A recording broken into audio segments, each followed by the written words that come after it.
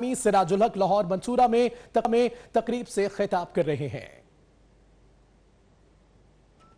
بھتیجا ادھر موجود ہے، ایک ہی گیراج میں دونوں کی گاڑیاں، ایک ہی گھر سے دونوں صبح نکلتے ہیں، لیکن عوام کو دھوکہ دیتے ہیں، عوام کو سبز باغ دکھاتے ہیں، عوام کے ساتھ فراڈ کرتے ہیں۔ اس لیے میں عوام سے اپیل کرنا چاہوں گا کہ اس کرپٹ اشرافیہ کے خلاف اب اٹھنے کا وقت آیا ہے۔ میرے پیارے بھائیوں، جماعت اسلامی ایک طویل عرصے سے کرپشن کے خلاف مہم چلا رہی ہے، اس لیے کہ کرپشن کینسر ہے۔ کرپشن نے اداروں کو برباد کیا، کرپشن کی وجہ سے اس ملک میں غربت اور افلاس ہے، کرپشن کی وجہ سے اس ملک میں مہنگائی ہے، کرپشن کی وجہ سے ہمارے ادارے برباد ہو رہے ہیں۔ جماعت اسلامی نے 1996 میں بھی کرپشن کے خلاف دھرنا دیا تھا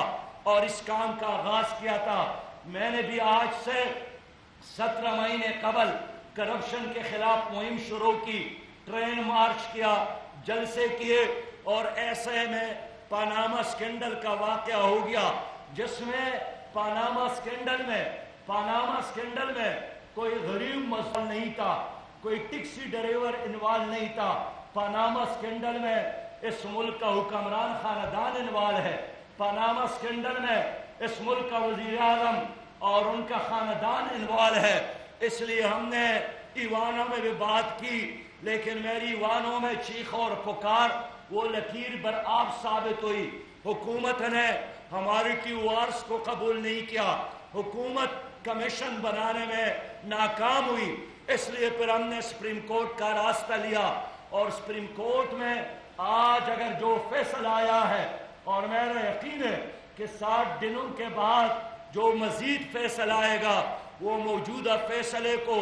اور بھی واضح کرے گا کہ حکمران ٹولہ کرپشن میں انوالو ہے، حکمران خاندان 62 اور 63 پر پورا نہیں اترتا ہے، حکمران خاندان اب قومی اسمبلی میں بیٹھنے کا اہل نہیں ہے، اور اب وزیر اعظم صاحب کے لیے ایک ہی آپشن ہے، ایک ہی چوائس ہے کہ وہ